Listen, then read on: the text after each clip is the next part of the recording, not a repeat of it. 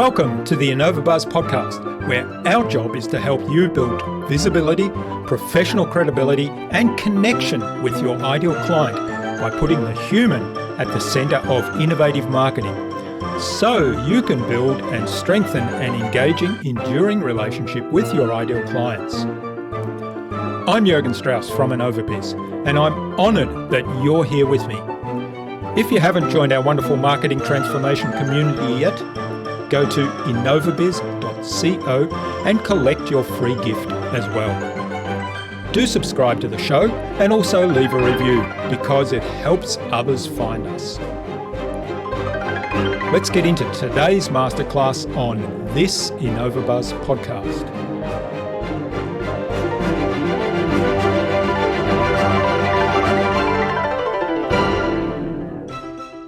If you're a coach or a consultant, or if you have, say, software as a service or something like that, almost always the person is going to want to validate you before they validate your services.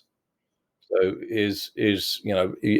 when I say you as a supplier, as a consultant or coach, are you trustworthy? Are you reliable? Are you quality? So all of these questions are running through because of the past experiences that prospects have had. They're the sort of questions that need to be asked before they even start kicking the tires of your service, so to speak. So in other words, they need to validate you as a person they would be comfortable in a relationship with, that they would respect before they go, okay, well, tell me, how does it all work?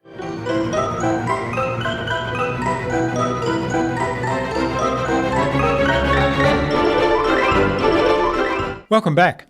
I hope you've had an awesome week so far. If you haven't yet listened to my recent conversations with storyteller and creator Paul Sockett and with Jeroen Cortot from Sales Flair, then do check them out, but only after you've listened to today's conversation. I'm really excited today to have on the InnovaBuzz podcast as my guest Tom Poland. He's the best-selling author of Marketing with Webinars, and he has over 37 years' experience in sales and marketing. He's also started, managed, and sold multiple businesses, including teams of over 100 and revenue of more than $20 million. Tom is currently working with clients in 27 cities and 15 time zones around the world and describes himself as voluntarily married, living in a house on the sand, next to the blue waves at Little Castaways Beach in Queensland, Australia. In our discussion today, Tom talked to me about webinars as the core of a system to speak to people at scale. We talked about how to get engagement in webinars and in presentations. And Tom described calls to action that are authentic and congruent with your values and that of your audience. Without further ado, then let's fly into the hive and get the buzz from Tom Poland.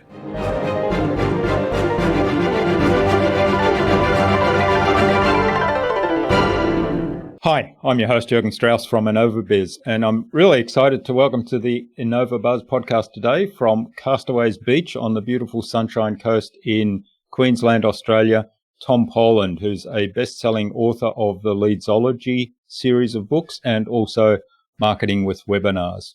Welcome to the InnovaBuzz podcast. Tom, it's a great privilege to have you as my guest. Well, it's actually a privilege to be here. As you took the words out of my mouth, but so, yeah, ditto. Steve Hoffman, who was our guest on episode 435 and who's actually located halfway around the world from both of us, introduced us that are much closer to one another than we are to Steve geographically. So big hello to Steve. He was on episode 435 of the InnovaBuzz. Thank you, Steve. All right. Now, before we start talking about all things leads and the science of generating business and leads and also webinars, what's the impact you're making in the world, Tom? I think we're creating more stable businesses by putting lead generation systems in place, so that lead generation is a predictable part of the business. So, and in creating better businesses, I think we help people create better lives. Yeah, I love that, and certainly you're. Well, so many people are really great at what they do, but they feel like they're the world's best kept secret. So by helping them get more clients, there's a ripple effect, because it not only makes our clients' life and business better, it also empowers them to help more people with whatever it is that they're offering. Yeah, I love that. And that's one of the things I love about what I do as well, is that magnifying effect that you get when you help clients and their business.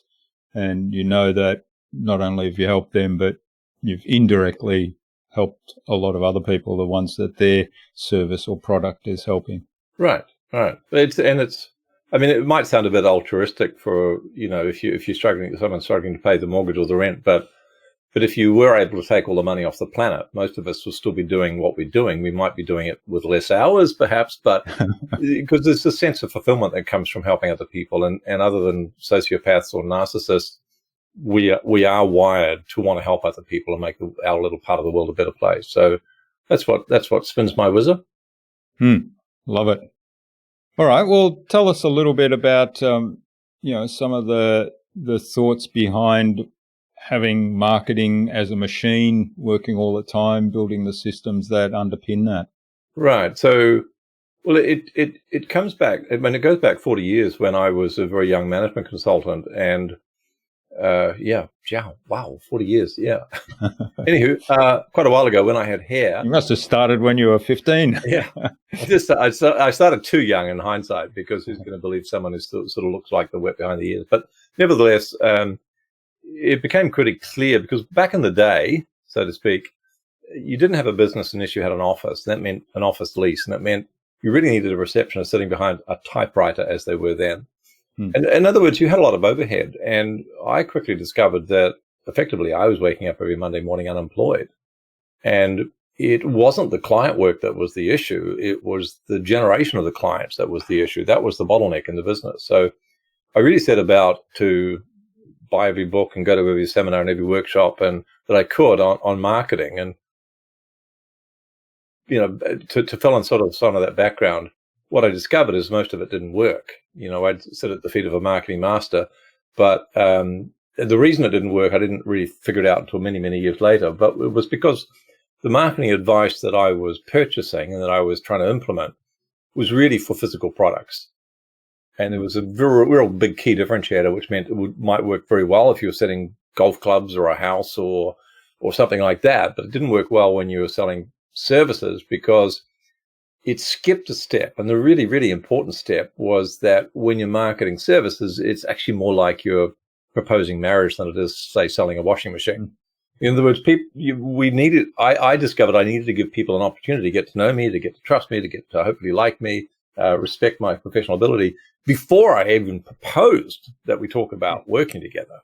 So it was that whole element that was missing. You could send 10,000 direct mail letters out. Yes, you could put an advertisement that was very clever on the radio. Yes, you could do PR. You could do all of that sort of things. But no one was knocking down the door to buy my management services unless they'd first met with me before I made that proposal. So that was the background of doing the lead generation work that I'm now doing today, is that we needed to create within the marketing system an opportunity for the people who didn't know me to get to know me. And that's what I help my clients with as well. Yeah, I love it. So, you make a really important point there. I think the examples you gave, washing machine, for example, or golf clubs, people will decide they need that, and then they'll do some research. And of course, today it's pretty easy to do research. What's the best washing machine? What are the best golf clubs for my particular situation?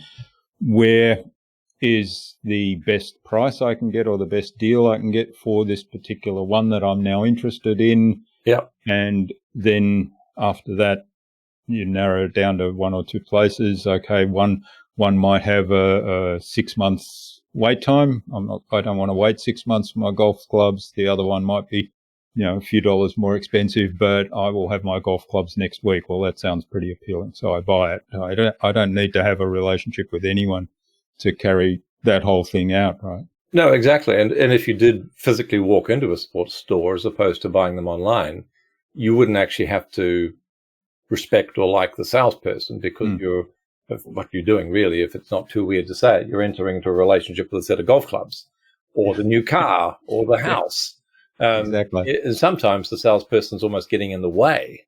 But if you're a coach or a consultant, or if you have, say, software as a service or something like that, almost always the person is going to want to validate you before they validate your services.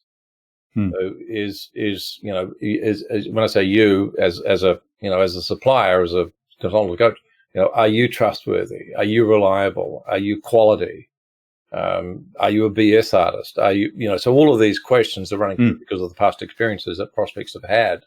They're the sort of questions that need to be asked before they even start kicking the tires of your service, so to speak. So in other words, they need to validate you as a person they would be comfortable in a relationship with, that they would respect before they go, okay, well, tell me, how does it all work? Yeah.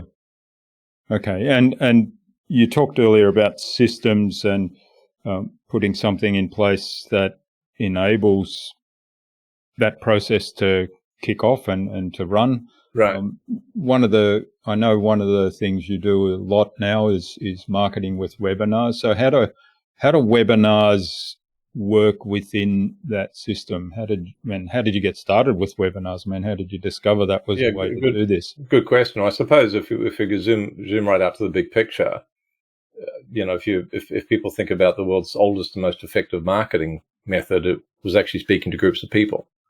And if you have any doubt about that, you should ask yourself how many clients Buddha, Christ, and Muhammad have put together, because it's more than half the planet. And all those three people did was speak to groups of people. They didn't write anything, even. They just spoke to small groups of people mostly. So the oldest, most proven marketing method in the world is speaking to groups of people. The newest marketing medium in the world, of course, is the internet. If you put those two things together, you get the scalability and power, the speed to market of the internet, combined with a very proven marketing method. And I think it's kind of like QED, game over, the jury is out. Marketing webinars is an exceptionally powerful method and medium through which to do the marketing. So that's the big picture. All sorts of benefits. You can scale. So we have a webinar, our monthly webinars on tomorrow. We'll have people from literally all around the world attending. We'll run two to cater for different time zones. So that massive scalability, and for $100 a month, we can be reaching out to 1,000, 2,000, 3,000 people within the same hour. There's nothing that compared to that. So that's kind of the why marketing webinars. The how, I'd finished with a business where we were doing a lot of marketing through physical workshops. So in fact, I did over 500. So it's quite a lot. And so I'd sold that business, and I was sitting around twiddling my thumbs. This is back, I think, 2008. And I remember not a lot to do. I was sort of kind of twiddling my thumbs, and my wife was getting sick of me hanging around. So I got various nudges to, for God's sake, go and find something to do. Find something to do. Anyway, I still remember doing opening my email and seeing this word that just hit me between the eyes: webinar. And it's ubiquitous now, but back then this was a new concept. Oh, I thought that's so clever. Seminar and World Wide Web, combine the two, you got webinar. So I registered for this thing, and I got up at 3:00 in the morning to attend it, because it was held in the States, as most of them are.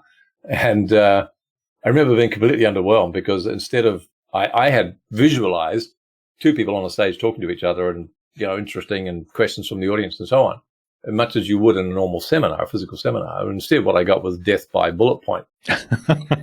It was the most boring thing, and I went back to bed. Which happens in live presentations. Right. Well, it's not. That's right. Yeah. Inherent danger of webinars. It was live, but it was bloody boring. Anyway, but I got up the next morning and I thought, I think this thing's got potential. Not doing it the way they had done it. Yeah. But if we could simulate what it would be like in a physical seminar, if people could see me and they could eyeball me like they would if I was standing at the front of a seminar room, that would be pretty cool. So that started me down the webinar rabbit hole, so to speak. And it's, wow. That's 13 years ago. Yeah, it's impressive. I remember discovering webinars about the same time, and I started playing around with technology and so on, but I didn't actually build a system like you've got now. And some ways I think, that would have been the smarter thing to do. But, best time to plant a tree was then, the next best time is now, right? Right. Well, but to be fair to you and any others who might have tried it, it took me 11 years to arrive at the word smart. People say, "Oh gosh, what you're doing with webinars is amazing. You must be a genius." And I said, I remember someone literally said that to me, and I said, "You take that back. It took me 11 years of slow plodding, mistakes, observations to arrive at the way we're doing it now." So it wasn't like it was a well thought out plan that I could see the end of mine. It was really a matter of, and I've probably inflicted death by bullet point on a few people in the early days. We made it a lot more live, more interactive, more engaging, hopefully adding more value, and at the same time generating more inquiries from those webinars. So yeah, they're big. They're not going to go away. One of the best ways to, we're still in COVID at the moment. One of the best ways to vaccinate your business against another outbreak is through webinars, because no one has to leave home.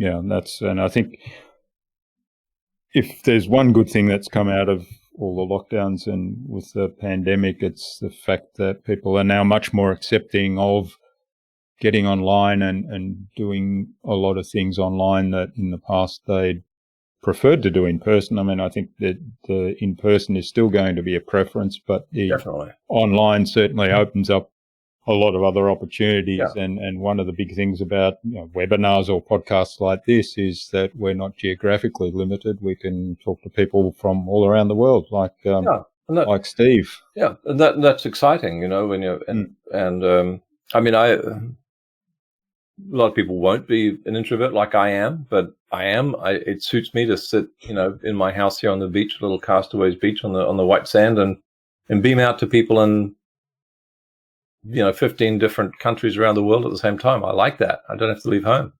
But you're right. I think being there physically is definitely better. On the one hand, if you are there physically, but then everyone has to drive there, everyone has to park, everyone maybe has to fly, get a train, whatever. So there's definitely a trade-off. Whichever way you go, there's going to be some compromises. It'd be nice to have the best of both worlds, and that's what I'm trying to do with webinars, is to simulate that experience of being there, visually at least, and auditorily. If not, we don't have the third dimension, of course, but it's close. All right. So based on your 11 years then of sort of developing this system, give us a bit of a high-level snapshot. So the webinar is kind of the first step of people getting to know you, like you, understand what you do, and then at the end of that, there's some offers that you make to work further with you. Is that how it works? Pretty much. What we do, what we start all our clients off is with the offer at the end. The call to action is to book a consult. So book a time to explore working together. It's not a free strategy session. It's not a free idea session. Neither it should be a sales ambush where people get beaten around the ears about, what's plan B. And if you go ahead now, you're going to get this massive discount. We'll give you these bonuses. But if you don't, you're going to go to hell in a handbasket, and so your business is good riddance to you. So it's not that sort of hyped up pressure consult that some of us have been subjected to. But neither is it a free idea session. It is positioned fairly and squarely, honestly and openly and transparently as an opportunity to explore whether we should work together. So at the end of the webinar, that offer is made, and the terms and conditions as such, or what I've just set out, is made clearly.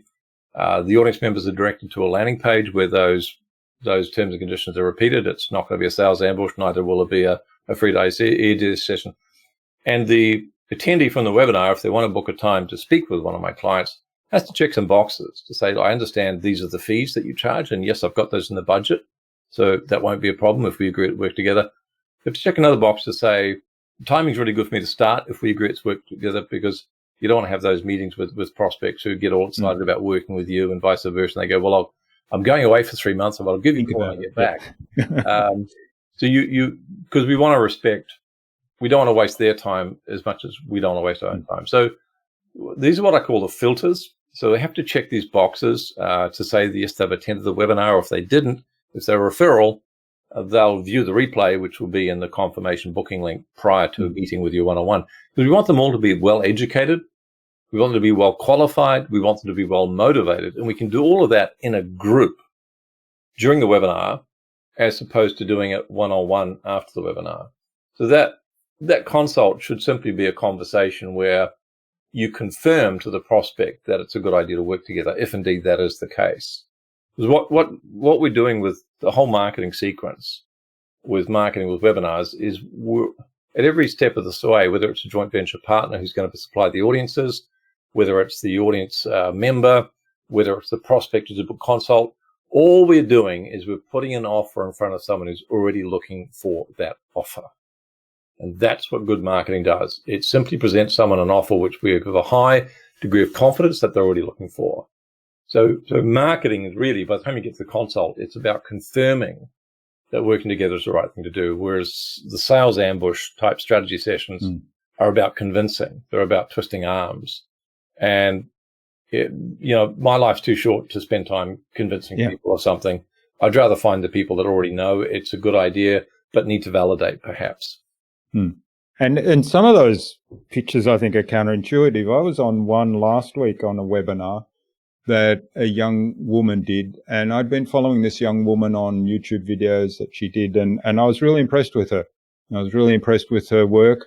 And then she presented the webinar, and that was impressive as well. So I wasn't disappointed in that. And then she moved on to the sales pitch, and it was like, you get this, and I'll throw in the steak knives, and they're valued another $1,000, and then I'll throw in this as well, and if you sign up today, then you'll get this extra bonus as well. But you've got to sign up today to get this extra bonus. And I thought to myself, I was sort of on the fence about buying up to that point, but not after that. You weren't. That's pushed me back. The wrong side of the fence. Yeah, it hasn't dragged me over. And I thought, she might have lost more sales by taking that approach than if she had have taken more like your approach. Yeah. If it had been if someone had, that was their first experience of her or of any of those sorts of offers, they probably would have bought, because they go, oh, maybe that's amazing. But we've seen so many people do it now. And what we're doing when we're stacking up bonuses and doing things like that is we're compensating for a poor value proposition. If the core value proposition is what people need, they really don't need the bonuses in order to buy. They probably need some sort of time frame to make a decision by which they might lose something, just to get them to go yes or no. And, yes is fine and no is fine, just please make a decision. So they need some sort of, it's called FOMO, fear of missing out. They need something that says, if I make a decision by that point, I will benefit. Or maybe it's a no, that's fine too. But the stacking of the bonuses and assigning a value which is hard to validate, this is worth $1,000, this is worth, I saw one where I was going to get $500,000 worth of bonuses for paying $97. I'm sorry, but that just defies believability. And I think, in your experience, there's the opportunity for each of us when we had those experiences to reflect and to consider whether we liked that experience or not, because there's a pretty good chance that if we didn't like it, then we should probably not inflict that on others, because they're probably not going to like it either. But rather than following the gurus and saying, well, it must work because they're all doing it, not necessarily. There's this thing called the emperor's clothes. Everyone's saying, that's right. The emperor's saying, I've got clothes on. And we're going, no, you haven't, buddy. No, you haven't. I can see your willy, or whatever it is. You definitely don't have clothes on. And I think there is a lot of that blind leading the blind in marketing. So one of the things I'd urge everyone to do is to listen to yourself when you are moving through someone else's marketing, whether it's a website sales page, whether it's reading an email that's an invitation to a webinar, whether it's reading their book, whatever your experiences are, listen very carefully to your own reactions and your own feelings, because that's going to be a bit of a clue as to how you should be doing it yourself. Yeah, that's a really good point. And I think the other thing about that is that, if we take, our approach to marketing strategy is starting off by knowing yourself and what value you provide, and then knowing who's your dream client, who are the people that you can help best, and also that, you'll gel with the best. So you talked about it earlier in terms of, is the know, like, trust factor there. And if your response to this webinar is, or the sales approach is, oh God, this is really turning me off, then it's highly likely that your dream audience or dream clients are going to have the same response to that particular approach. Yeah, because you're going to attract people with a similar value set that can relate to your personality, to your beliefs, your ethics, all of those things which make us unique. And by the way, I've certainly bent myself out of shape trying to make money from time to time when I was desperate. I'll follow the formula or whatever it takes. Tell me what it takes. That's what I'll do, sort of thing. I think I bent my personality out of shape. Hopefully I didn't bend my ethics out of shape as such. But you'll always revert back to who you are. Ultimately, you always come back to the purpose that you were born for, which is to express you in your marketing. So whatever templates, and we certainly give our clients lots of templates, but they should be a support for your personality, not a barrier, and not a sort of a restriction or borders. In other words, they're underneath your personality and your values and your beliefs and your ethics. They should be, if you like, spotlighting them, magnifying them, not bending them out of shape. I like to think in terms of framework or scaffolding, getting you up on the stage. Right. Well, I'd think of it more as a foundation or a platform to elevate you. As I used to talk about a structure and a framework, and then someone pointed out it's kind of limiting people in a way. I know it's just a word, but one of our Francis Scholl, who's a client of ours who does some brilliant work in bringing out authenticity in leadership, got this idea from him that we talk about the framework supporting, if you like, as a platform. And I like that as an analogy. Great. All right. So you talked about filters at the back end of the webinar. So filtering people into the conversation with you so that they've already ticked a whole bunch of boxes and you know that they're ready. They have a pretty good idea of your expectations if they take the next step, and then you get to have that conversation. How do you get people into the webinars to start with, and also at scale in particular, because you talked about this being something that you can do at scale. So there is quite a lot to the PowerPoint or the presentation, the sequence that we lead audiences through, but none of that, and this is what you're alluding to here, I suppose, is that none of that really counts for anything if you don't have an audience.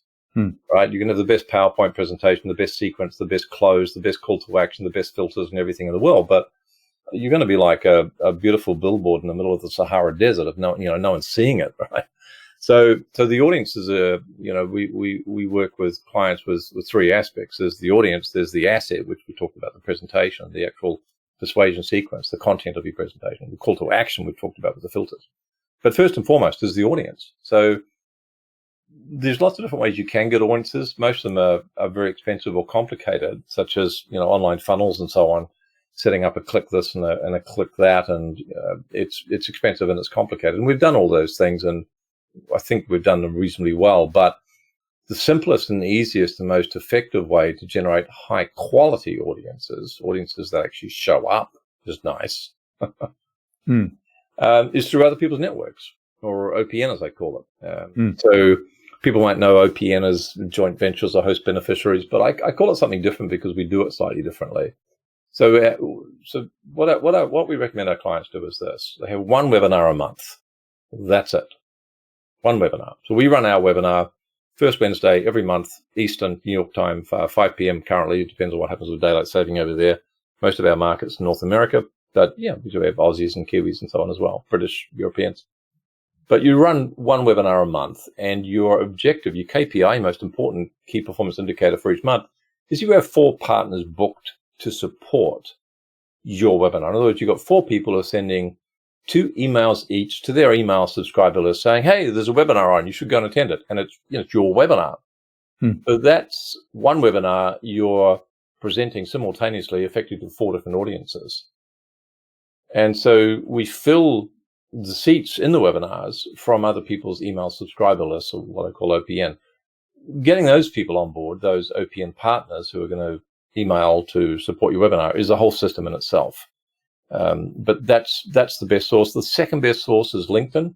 And if you're targeting very busy entrepreneurs with $50, $100 million businesses, that's a pretty good place. And also for senior executives, But for that sort of high end, premium priced market, we don't position them as webinars. We position them as online boardroom briefings, and a smaller number, typically 8 seats, same content, slightly different presentation. So there's different types of webinars, I guess, is what I'm saying. You get the big ones where you're hundreds of people, and might be, different countries, etc. And then you might have the smaller ones, which we call, as I said, boardroom briefing, 8 seats, Zoom webcams are on, and off you go presenting.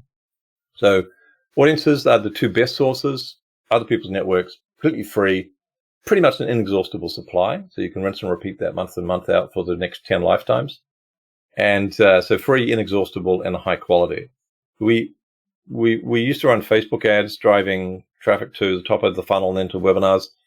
And what we found is that the registrants for our webinars that came from other people's email lists were literally 21 times more likely to buy than the registrants that came from a Facebook ad. Not only were they 21 times more likely to buy, they didn't cost us anything. Whereas the Facebook ad was costing us $13 or $12 and then $13 for a webinar registrant, who were then also unlikely to actually turn up.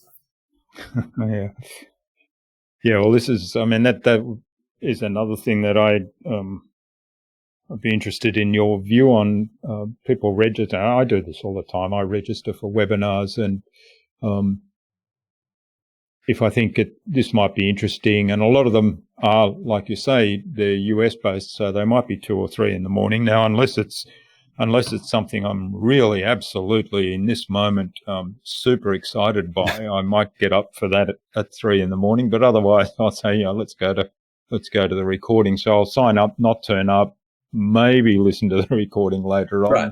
Often life gets in the way, and that particular interest is suddenly no longer front of mind, and so I never even listen to the recording. So how do you ensure that that there's at least a significant proportion of your webinar registrants that turn up to the point of, right, yes, I'm interested.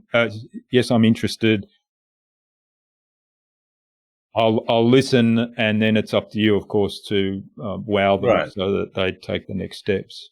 So the fundamental thing is that you articulate the subject so that it's compelling for people like you. There might be the odd one you'd get up at 3 o'clock in the morning for. That's pretty compelling. But that is the first thing, because all sorts of reminders and SMSs, they make absolutely no difference whatsoever. If someone is passionately interested in the subject, they're going to turn up. They'll set their own reminders, and so on. And this is what I call the seeker, the person who is dead set serious. What you've just described, maybe I'll go, maybe I don't, is what I call a wanderer. The person says, if it's convenient, I might, go and have a look. We'll see. I don't know how I feel at the time. So they don't have serious intent, which is fine as well, because they end up on your email list. And you can nurture them with good quality content until they are more serious. So the first thing is the value proposition as represented by the title. Have I articulated that in a manner which is compelling and benefit rich for my ideal client? And so I'm more likely that A, they're going to register, and B, turn up. Second thing is, reminders are nice, but don't overdo them, because it won't make any difference to the seekers. And if someone gets better off, it doesn't matter how many. In fact, after a while, you get these people that send out a reminder a day before, 12 hours before, an hour before, 10 minutes before, 5 minutes before, SMS, we're starting now. Oh, we've been running for 10 minutes. Where are you? We're missing you.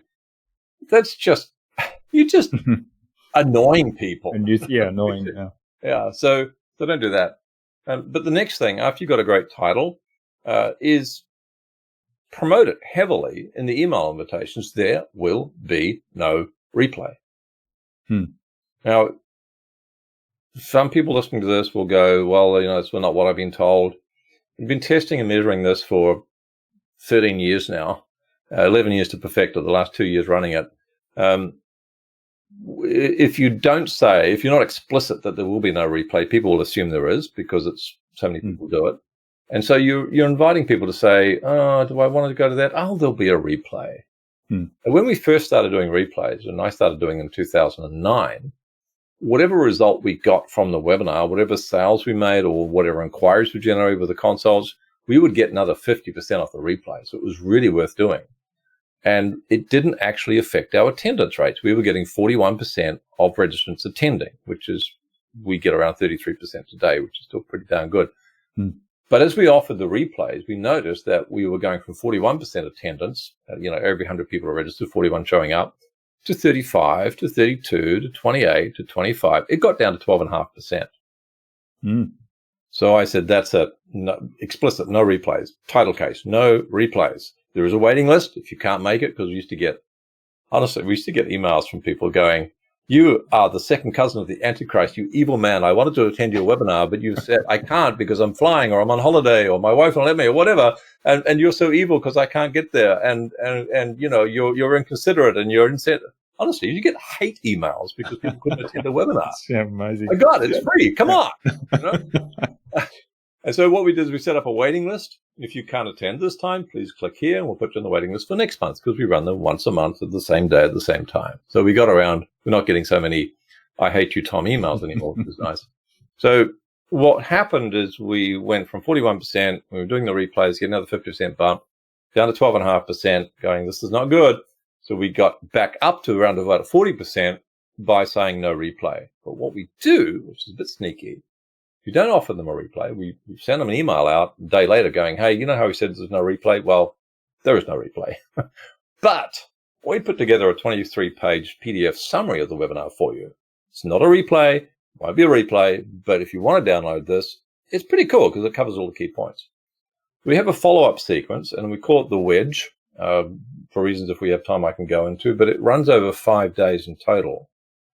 And every day they get more content, essentially, that's been extracted from the webinar. And so what we do is we get whatever response we get on the webinar, we will get 100 to 200% of that response again with a follow-up sequence. And I think I could almost literally cry thinking of all the money that we kind of left on the table when we didn't have a follow-up sequence of any sort. That was the webinar. There was no replay. That was it. What have we got? We got. But now with the follow-up sequence, we can be getting inquiries on new business in the following week. In fact, most weeks of the year, with the webinar and the follow-up sequence, we're getting new client inquiries coming in. So the follow-up wedge goes to all the registrants, regardless of it does indeed, and the content is written so that whether they've attended or not, it makes sense. Yeah. And we have, so they get I should get a very short email of an hour afterwards saying, hey, thanks for attending. If you want to know more, click here, sort of thing. It takes them to a sales page. A day later, they get the 23-page PDF summary. 2 days later, they get a 5-minute video summary, which is one of these hands that's drawing on the screen sort of thing. Okay. 3 days afterwards, they get a 1-page blueprint summary, and then on the last day, the 5th day, they get just an email saying, here's a few key points and click here if you want to take action. Ends midnight Sunday. So that we call it the wedge because we've had an hour-and-a-half webinar on the Wednesday. It's about a 20-minute read for the PDF on the Thursday. It's a 5-minute video on the Friday. There's the 1-page blueprint, which is 60-second scan on the Saturday, and then there's a 10-second read email on the Sunday. So the time taken to consume each piece of content diminishes with each day. Yeah, it's kind of a counterintuitive compared to the standard guru approach, but certainly something that clearly is very effective. Yeah, it works. And, again, I'm really just a slow plodding observer of reality. You try things and you try to figure out the best you can whether it worked or whether it made a difference or not. Most of the things we've tried, I have to say, haven't made any difference at all. In fact, we trialed a very robust follow-up reminder system, and it made absolutely zero difference whatsoever. We test this over thousands of registrants, not just as a one-off, because the problem with testing and basing it on a one-off is that something else could have happened that we're not even aware of, such as, I don't know, a mayoral race, election day in New York, or they can throw things off. A presidential debate can throw things off. So there's all these things that are happening around the world which could affect our numbers, which is why we can only come to a conclusion once we've got some sort of statistical significance to base a conclusion on. Yeah. And I think that's a really important point too, particularly, for those of us that do those experiments and we say, well, that didn't work. And I fall into this trap all the time. Well, that didn't work, so I'll try it different. And then, well, hang on, that was kind of one experiment. Right. Yeah. All right. So you talked earlier about death by PowerPoint in the webinar, and I've certainly been on some of those, and I've been on live presentations where it's been death by PowerPoint. Right. How do you make the webinar itself, the content, engaging, compelling? What was the other words you used? Benefit rich. Right. Title. Yeah. So delivering the promise of the title in some ways. Right. Well, there's a whole sequence to work through. But if we want to go to the engagement, so first of all, you ask questions, you get people typing in answers right from the get-go. So one of the very first things that I do, for example, is, do a sound check. Can you type in? Can you hear me clearly, etc. And then when we start, we do introduction. So I said, folks, let's just make sure everyone knows how to use the questions window. Just type in the city you're in and what the weather's like. And then I say, so if it was here, I'd type in Castaways Beach, sunny, which pretty much always is. So the rough rule of thumb is right from the get-go, if people haven't started talking or they haven't started typing, they haven't started engaging.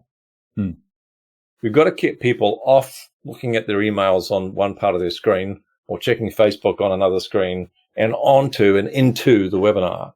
So use that as a rough rule of thumb. If they haven't started talking, they haven't started typing, they haven't started engaging. The big webinar, you can't get everyone talking. With the smaller boardroom briefing, you can.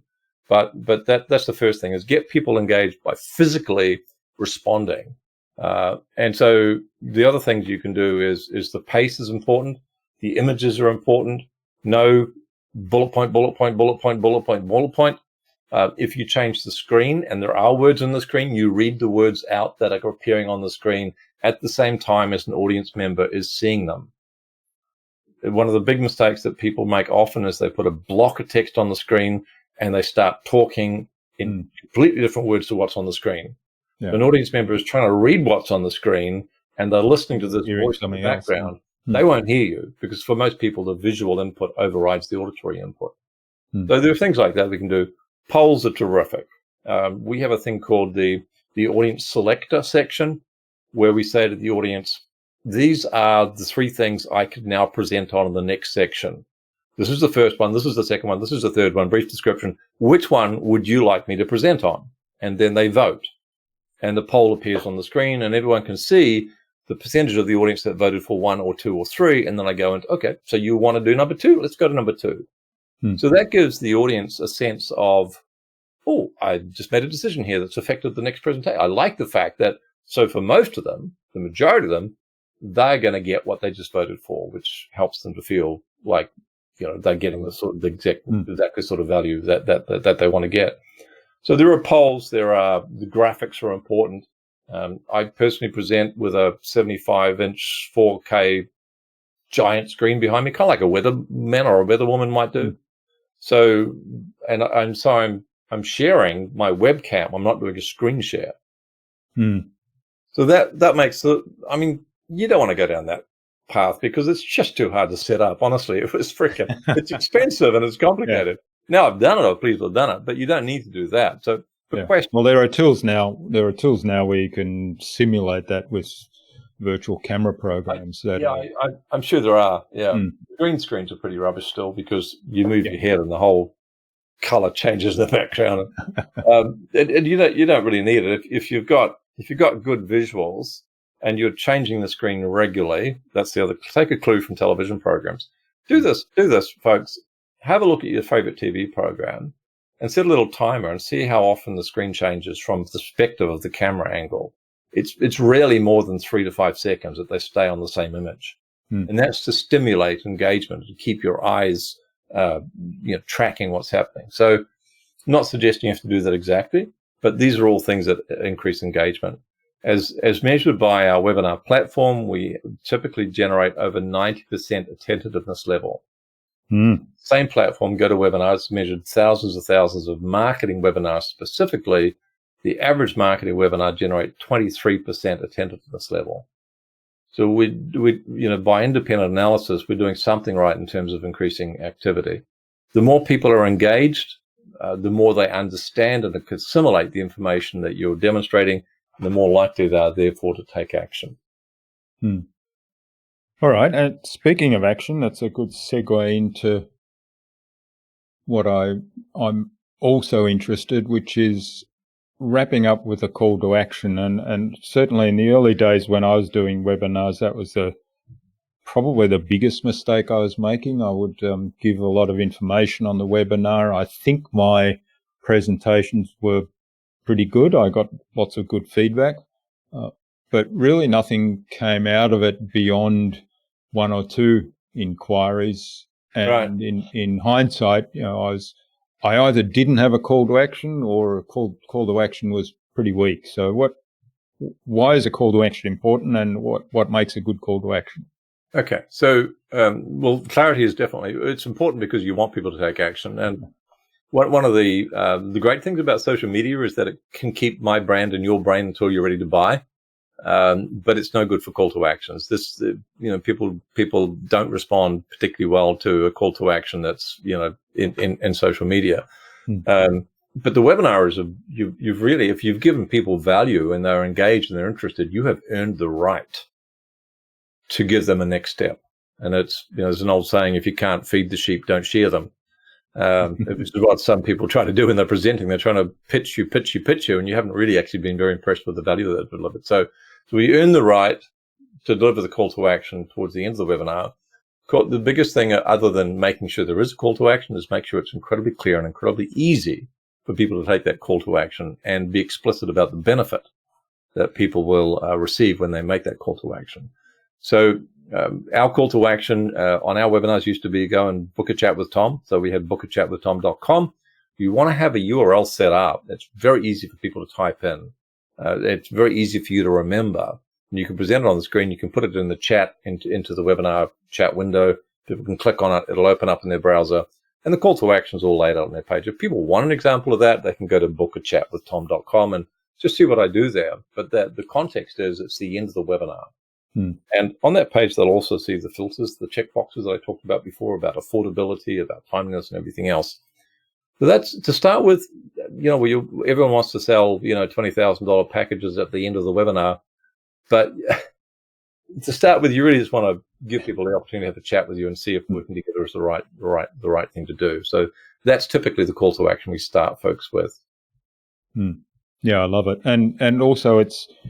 Like you talked about the $20,000 platform, it's much more human in the sense that having that chat gives you the opportunity to explore, what part of what I've presented really resonated with you, and it may not be the $20,000 super duper package. It may be, well, you kind of made this a side comment here just as a half joke, and I was really intrigued. I want to know more about that. So all of a sudden you're off in a totally different direction, but because you've built that know, like, and trust factor up front, you're now having the conversation at a deeper level.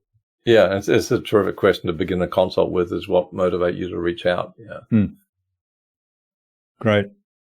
Well, on that note, there's so much more I know to your system, and so I think one of the things we'll do is include a link to register for the next webinar, which by the time this publishes will be the September one, so that people can experience it if they're interested in finding out more. Terrific. Yeah, I think it's a good time now, though, to move on to the Buzz, which is our innovation round, and it's designed to help our audience who are primarily innovators and leaders in their field with some tips from your experience. So I've got 5 questions. Hopefully you'll give us some insightful answers and inspire the listener to go and do something awesome today as a result. Let's see. What do you think is the number one thing anyone needs to do to be more innovative? Take breaks, minutes every hour, hours every day, days every week, and weeks every quarter. We've got to have breaks. We've got to give the mind a rest. The mind is, in a way, is kind of like a muscle. If it's going to grow and get strong, it needs to rest. It's all very well going to the gym and pumping iron, but the muscle doesn't grow unless it gets rest. And I believe the mind is the same. So to me, most creative moments are when my mind is well rested. Typically just before I'm coming back from a holiday. That's when I'll have a lot of my creative breakthroughs. Yeah, I love it. And I love how you've structured it, sort of, a minute, a minute every hour, an hour every day, and so on. Minutes every hour. Yeah. So Yeah. take a 10-minute break every hour, hours every day. Make sure you've got time off in the evening to rejuvenate, to relax, to chill, to watch Netflix, whatever you do. And then days every week, and then weeks every quarter. So every 7th week for me is a week off work. Yeah, I love it. Okay, now what's the best thing you've done to develop new ideas? And maybe that's it. Well, I book. I go away somewhere, and the best thing I've done is created a thing called a dream day, and the dream day is the penultimate day before I come back to work for my holiday. So if I have a week off and I'm coming back to work on a Monday, my dream day is the Saturday. So my mind's fully rested. I haven't thought about work, at least I've not consciously thought about work during the week. On the Saturday, if it's a dream day, then I start the day with a question about my business. How could I double results in the next 12 months, but work half as much? A question like that. And then the day will be spent with my favorite tool for innovation, which I think is your next question, which is a yellow legal pad and a blue pen. And I'll have the question at the top of that, and I'll doodle and I'll brainstorm and all these other techniques that we can have, such as flow charting and mind mapping and so on. And then I'll walk down the road and get a coffee and not think about it and come back and pick up that pad again. So that dream day has been the best thing I've ever done in terms of coming up with breakthrough ideas, visionary concepts. So, have the holiday. Second last day. So the last day you go back to work, you're starting to consciously think about work. What have I got on the week? The second to last day, you're still in that very relaxed state. And the calmer the mind is, the more likely it is you'll be able to pick up on those intuitive thoughts that are there all the time, but very often we don't hear because we're simply too busy. Yeah, that's right. Yeah, I'm fascinated by that. So you do that on your own, or do you have somebody? On my own. Yeah, okay. But bear in mind, I'm an introvert, so others might like to buddy up with someone. I don't know. Yeah. Well, I'm certainly an introvert too, and I often find that quite challenging to kind of let the ideas bubble up there. But maybe the secret is go on that 2-week holiday and wait for the 10 days. Well, if it's a 1-week holiday, that's but it's the day before you go back to work. Yeah. And when I say I'm on my own, my wife's normally with me, hopefully. Sure. But she understands it's the dream day, and I might be drifting in and out of consciousness for most of the day. Yeah. Great, I love it. And so the favorite tool is the yellow legal pad and pen. Yeah, yellow pad and the blue pen, because the colors stimulate belief. The a little way to stimulate thinking. Yeah, I've got this collection of Lamy fountain pens. Some of these are probably 30 years old, the first ones, but I keep adding to it in different colors. So I'd like to write on paper with fountain pen in multiple colors. So right. I find that stimulating as well. All right. What's the best way to keep a client on track? Time, date, place, person, money. So you can see I've got a formula for everything. So what I've found is that it's the first thing that often what happens is a client or a project goes off track because it dropped the thing that they said that they needed to do, or the thing that needed to be done drops off the radar scope of the mind. They're very often to bring it back to the mind. This is what I decided I was going to do. This is when I said I was going to do it. If time, date, place, person, money is a formula. So if I want to keep something on track, I hire someone to keep me accountable and I pay them some money. Could be a business coach, could be a personal coach. I do this routinely. I'll find someone who's an expert in their area and I'll meet with them once a week, and I will have a deadline and I will commit to them what I will have done before that end of that deadline. So the clients will operate the same way. And very often a client, the most value they're going to get from us is the fact that we've created this framework, this accountability and review, check-in. And it doesn't work if you take any of those things out of it. If you don't have a regular time and date and a place to meet for that review, if you just let it drift and say, I'll get back to you when it's done, then it'll drift. If there's not a person waiting for you, this could be a physical one-on-one coach, for example, or a diet coach or a relationship coach. If that person is not waiting for you there at that time, there's less accountability. And if you haven't paid money, there's less accountability. Which is often why the free mentor relationship breaks down, because there's no skin in the game on either side. I love it. Yeah. Okay. And finally, what's the number one thing anyone can do to differentiate themselves? Listen to themselves, because we're all unique. Our DNA is unique, as our eyeball is our fingerprint. We're all unique. So each of us has unique thoughts. And so for me, it's listen to the first thoughts. When you have this thought that comes into your mind and you first notice it, practice and get really good at listening to that. Make a note of it and act on it, because our thoughts are as unique as everything else about us. So that's the number one thing you can do to differentiate yourself, is to listen to yourself and be yourself. Because that's your gift to the world. That's your purpose. That's your destiny. That's why you're here, is to be you. So listen to yourself and don't think that they're random thoughts, because they're probably not. Yeah. Yeah, I love it. And that's probably in some ways the mechanism behind your dream day, isn't it?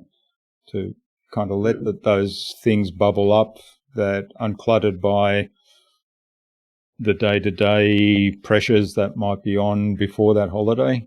Right. Yeah. As a person thinks, so they are. I think, therefore I am.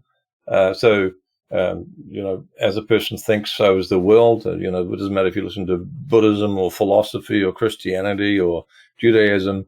The common theme is that our thoughts define us. So listen to them, because that's you talking. Yeah. Great. Well, this has been fabulous, Tom. Now, where can people find out more about you, maybe even reach out to say thank you, and certainly find out about the next webinars? Well, Leadsology, leads as in lead generation with an S, leadsology.com is our main website. If they're interested in the next webinar, leadgendemo.live is where they can go, and they can see the registration page that we set up and how we set it up. They can register for it. They can go on the waiting list that we talked about before. But yeah, register and attend, and just, if you want to see how I do it, that's the best thing, is to come along live and see how it all plays out. Excellent. So it's Leadsology with leads plural. Leads plural. Lead gen demo with leads. .live. So lead singular in that case. Correct. Excellent. So we'll have those links in the show notes. So just wanted to make sure that the listener is clear about that, as well as me. Yeah. And yeah. So do you have some parting advice for our listener today as we wrap this up? I'm not sure I have any more to say. I guess I could underline the idea of listening to yourself and taking action. When you think about a thing and you hear an answer or a response, very often that's an intuitive clue as to how you should be taking action. I guess one tip I could give people is anytime you commit to a thing, schedule it in your calendar. Because the world is full of people that intend to have done something and fail to do it. So make a meeting with yourself. It does a couple of things. First of all, it brings it back to your mind that you said you were going to do that thing on that particular time, on that particular day. Second thing is it makes sure you actually have enough time to do everything. Yeah. Because if you don't schedule things, if you simply have a list of things to do, it's kind of like going to the supermarket for your shopping, but not knowing how much you've got in your bank account to spend. You're probably going to run out of money and just get frustrated. So schedule everything that you intend to act on. Don't schedule all your time, but do schedule all your commitments. Yeah, I love that. And I discovered this back in the early days when we had shared calendars in the corporate world. And the way our IT people set up this shared calendar thing was you could go in and just book time on somebody's calendar. There was no control over it. And so from one week to the next, all of a sudden, I have a calendar full of appointments. Oh, man. And I contacted them and I said, is there a way to do this that people have to ask and get your approval that they can have a meeting with you first? And they, no, why would you do that? And I said, because I've actually got work to do. I can't get other people filling up my calendar for me. And they said, well, no, that's not how it's set up. So I thought, how do I fix this? I know, I'll put appointments in myself that are my appointments, and so therefore people can't schedule time then. And then of course I realized, well, what do I call that appointment? Actually, I'll call the appointment of what I'm planning to do then. Right. Yeah. So they led you to schedule everything. That's right. Strange system. So there is some good comes out of stupid stuff at times. We make it. We make it a winning post. Yeah. All right. Well, finally, Tom, who else should I get on this show and why? Well, you've had Steve Hoffman on the show. What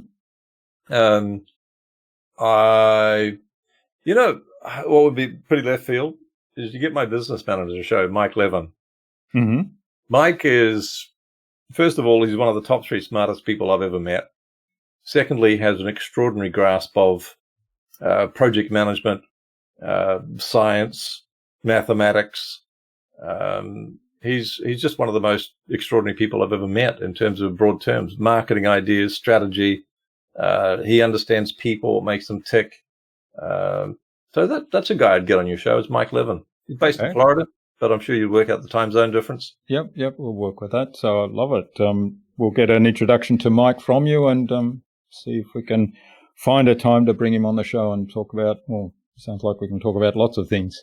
Oh, yeah, he can. Yeah. All right. Well, thanks so much, Tom. I've really enjoyed this, learnt a lot, got a sense for the webinar thing, and I'll be looking to get on one of those webinars too to learn more about that, because I'm really keen to see what it could do for my business as well. And I'm sure, I encourage people to at least check out the examples Tom talked about today. And if it's something that you want to learn more about, then join one of the future webinars. So thanks again, Tom. I've really enjoyed this. All the best for the future, and let's stay in touch. Been a privilege. Thanks for the opportunity, Jürgen.